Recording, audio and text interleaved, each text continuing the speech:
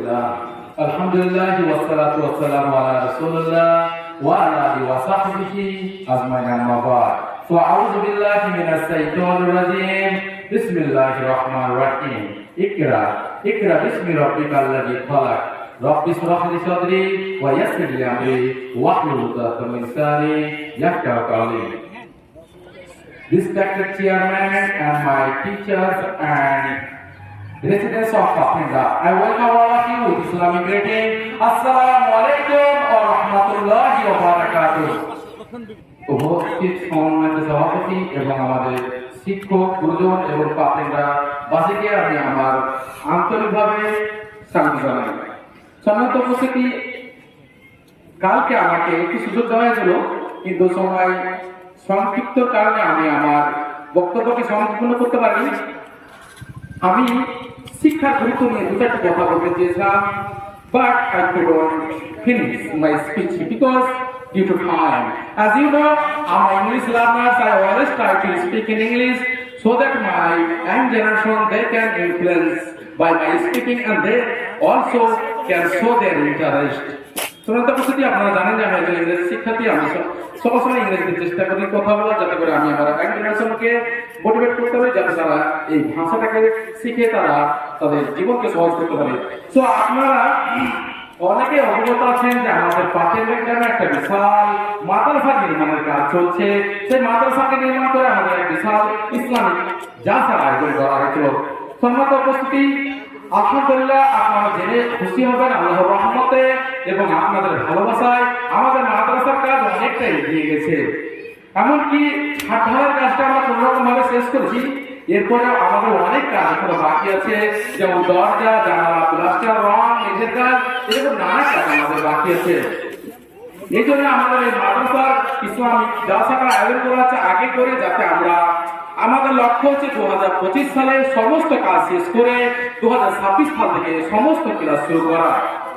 কিন্তু আমরা অর্থের অভাবে এই কাজটি শেষ করতে পারিনি। আমরা চাই আমাদের শিশুরা ধর্মীয় শিক্ষার পাশাপাশি বাংলা, ইংরেজি, বিজ্ঞান এবং আধুনিক জ্ঞান এবং সাধারণ জ্ঞান এখান থেকে অর্জন করুক। আপনার সামান্য সাহায্য আমাদের এই স্বপ্নকে বাস্তবে রূপ দিতে পারে।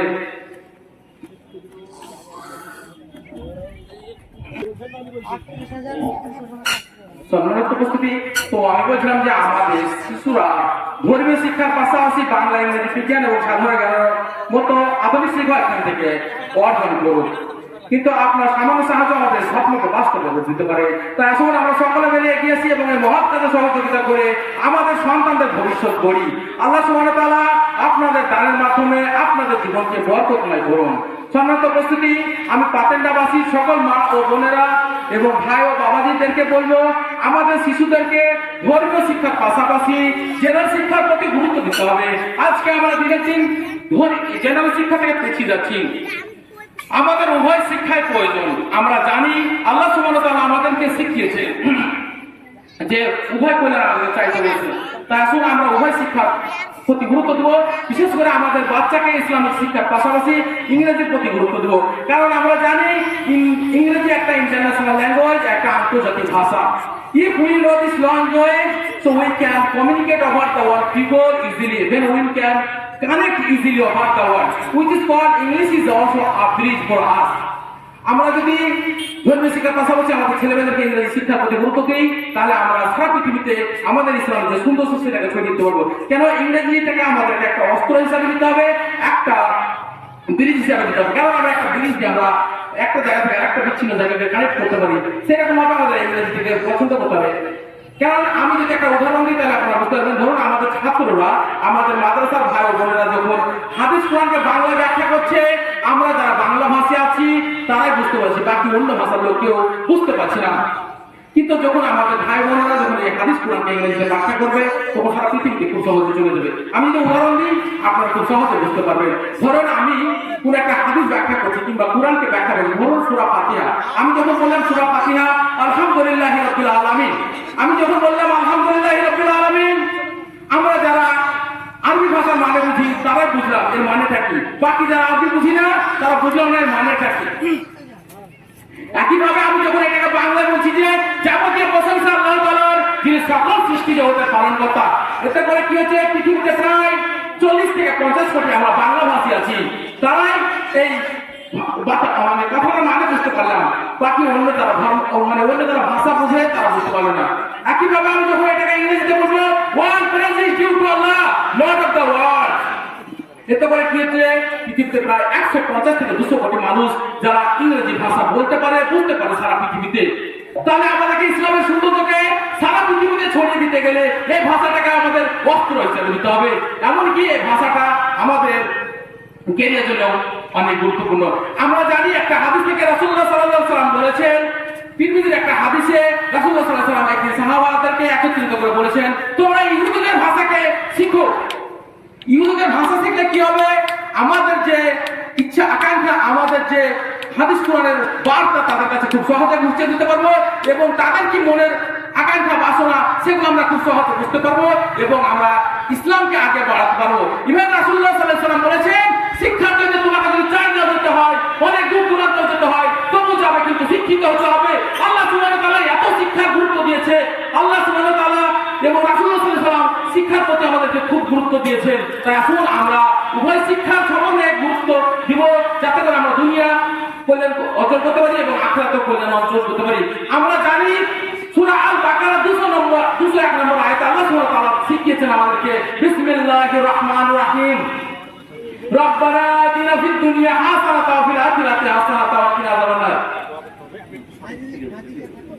তো এখান থেকে আমরা শিখতে পারি যে আল্লাহ সুবহানাহু ওয়া তাআলা আমাদেরকে বলেছেন দুনিয়ার আখিরাতের, আল্লাহ সুবহানাহু ওয়া তাআলা বলেছেন, হ্যাঁ আমাদেরকে শিখিয়েছে আমাদের পালন কর্তা আমাদেরকে দুনিয়াতে কল্যাণ দান করুন এবং আখিরাতের কল্যাণ দান করুন এবং জাহান্নামের আগুন থেকে রক্ষা করুন।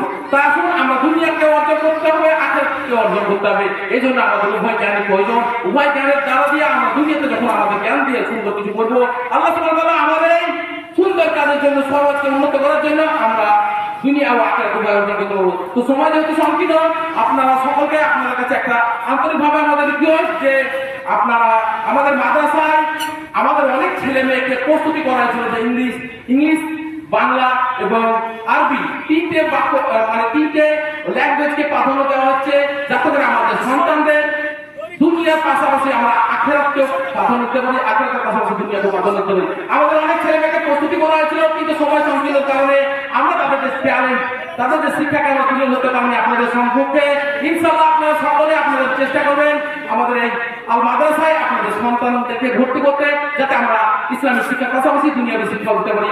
আমাদের মাস্টাররা খুব চেষ্টা করছেন, ইনশাআল্লাহ আমাদের ছেলে মেয়েরা উভয় দুনিয়া ও আখিরাত উভয় শিক্ষার প্রতি আমরা গুরুত্ব দেব। তো আপনারা আপনাদের বাচ্চাদেরকে, ছেলে মেয়েদেরকে ইনশাআল্লাহ 2026 সালে আপনারা ভর্তি করবেন। ইনশাআল্লাহ তাদের ভবিষ্যৎও ভালো হবে, আখিরাতও ভালো হবে, দুনিয়াও ভালো হবে। তো বলার অনেক কিছু ছিল, সময় সংকীর্ণ, এগুলো আমি আমার বক্তব্য করছি। পরিশেষে আমি আমাদের সভাপতিকে আন্তরিকভাবে কৃতজ্ঞতা জ্ঞাপন করি, কারণ আমরা দেখছি উনি যে পরিশ্রম করে যাচ্ছে এই মাদ্রাসাকে উন্নত করার জন্য। আল্লাহ সুবহানাহু ওয়া তাআলা দুনিয়াকে ভালো করুন এবং আখিরাতকে উত্তম করুন। আল্লাহ সুবহানাহু ওয়া তাআলা তার দ্বারা যেন আমাদের সমাজকে উন্নত করে, আমরা এই দোয়া করবো আল্লাহ সুবহানাহু ওয়া তাআলা তাকে অ্যাকসেপ্ট করুন, তাকে গ্রহণ করুন। সাল্লাল্লাহু আমিন। সুবহান রাব্বিকা রাব্বিল ইজ্জাতি আম্মা ইয়াসিফুন ওয়া সালামুন আলাল মুরসালিন ওয়া আলহামদুলিল্লাহি রাব্বিল আলামিন। আসসালামু আলাইকুম ওয়া রাহমাতুল্লাহি ওয়া বারাকাতুহু।